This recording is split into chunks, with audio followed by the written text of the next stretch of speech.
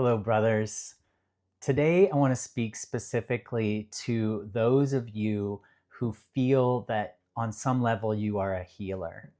As I've said before, I believe that many of us are healers and that the role that that healing takes can be explicit, like doing the work that I do, or it can be healing through just being yourself, coming into harmony and alignment with who you are, doing your own healing, and then being a person who holds a frequency of healing, of reminding people who they are at their essence.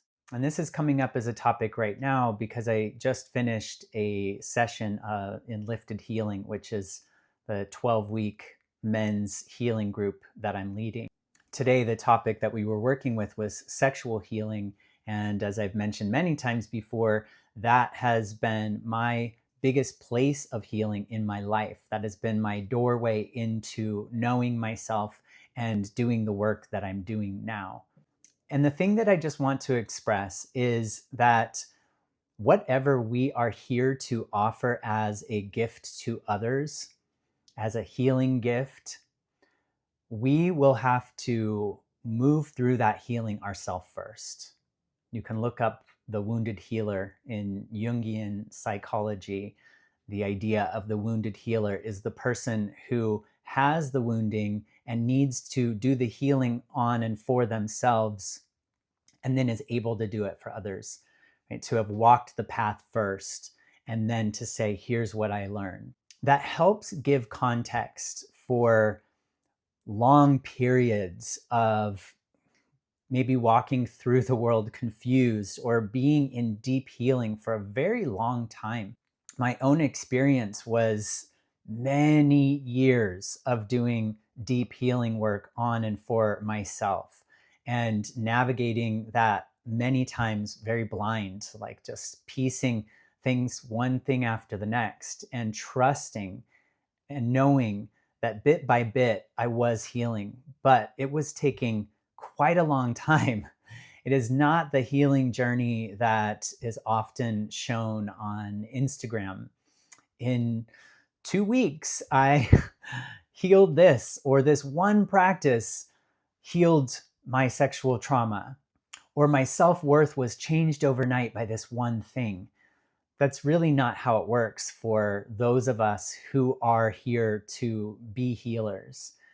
We have to experience the fullness and the totality of the healing, which includes experiencing the depth of the darkness and feeling completely lost so that we can find our way back together. So this morning, as I was preparing for this group, I just felt so much love and appreciation for the past me that walked through all of that darkness so that I can offer what I've learned to others, so that I can be a part of this healing, this collective healing for us homos, and that we are the ones that are gathering together to help each other heal, because there's very specific things that are shared experience.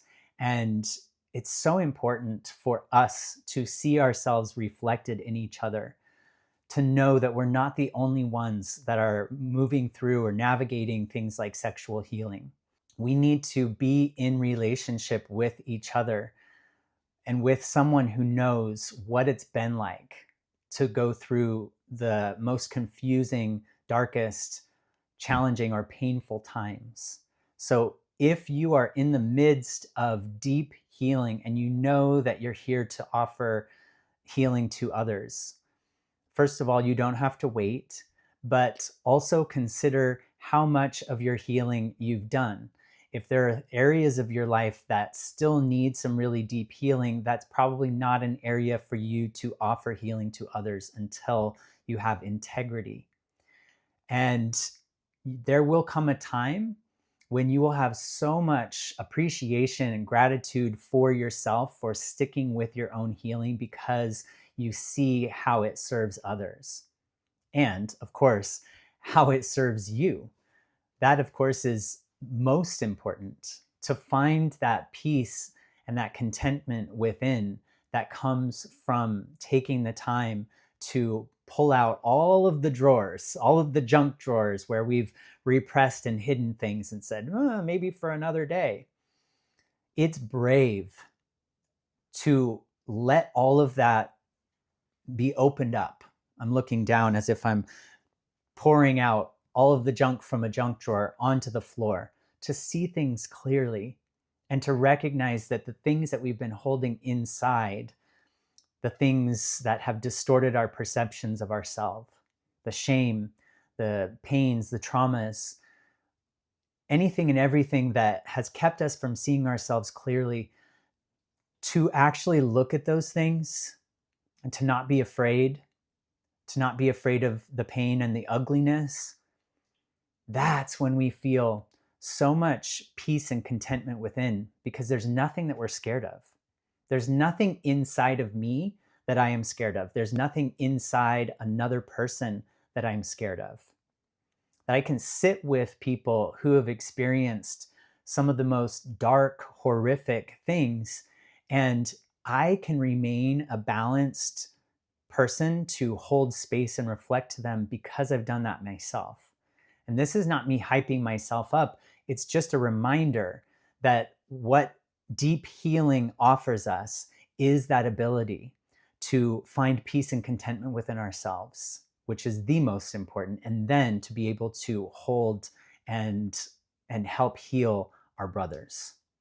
So much love to you. Keep going on your journey. I would love to hear where you're at. I would love to hear, like, where are the homo healers?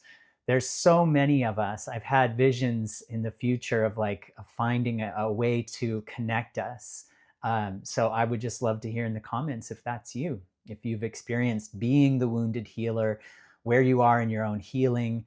Maybe you don't even know that you're a healer, but I would imagine that if you've been called to do deep healing in your own life, that you do have gifts to offer others. So much love to you. I'll see you tomorrow.